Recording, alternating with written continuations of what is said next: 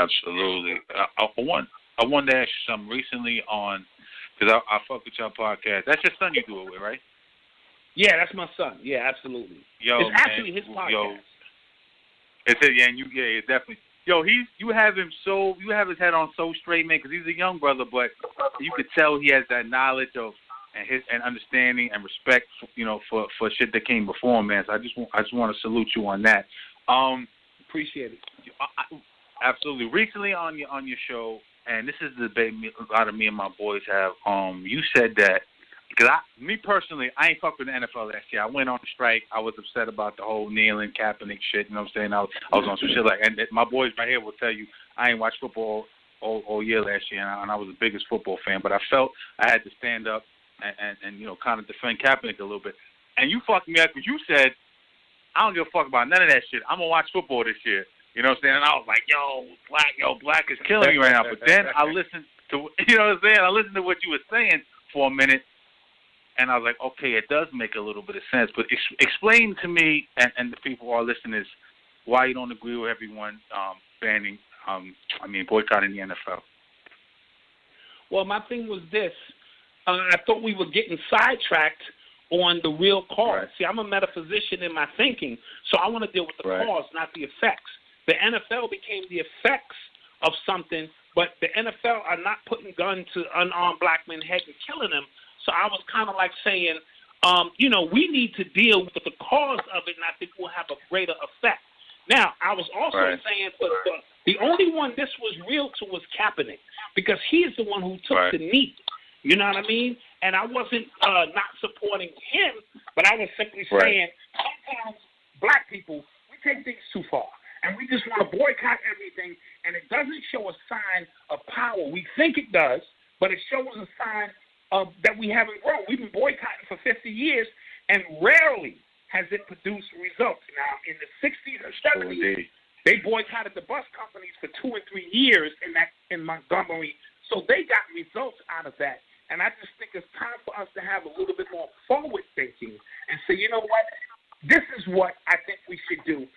The NFL ain't kill nobody. They're hiring more black people, and I know people are going to say they're on the plantation, but they chose to be on that plantation. Now, you have a choice to go play basketball and make $50 million or go work at McDonald's. The choice is yours. They're not forcing you to play in the NFL. So I wanted to support our brothers and sisters who are still there, and then I said, you know what, I really like football. Now, if they have been killing people, I'd have been like, I'm out. I can't fuck with them. But I was saying, before you know it, I'll be boycotting everything, and that's what's hashtagging now. We just boycott happy now. Everything's a boycott, a boycott, a boycott. Yeah. And I'm like, come on, bro. At some point, we need action as opposed to boycotting. So people got their panties in a bunch, but I think I just was being honest. And sometimes it's important to just speak how you feel, even if it's against the grain. And I don't have a problem doing that. You know what I mean? Right. So that was just my take on it. I support Kaepernick and, his cause, but there are real deeper issues in it where, let's say, we boycotting Waffle House for some shit that NFL baseball did. It gets really, really weird and complex. You start boycotting baseball because they choked somebody in the Waffle House, and I'm like, huh? And the NBA has had a no-kneeling policy since the 80s. Nobody's talking about that shit. It's the same policy. Right. You know what I mean? So absolutely. I just wanted to kind of peel back a few layers.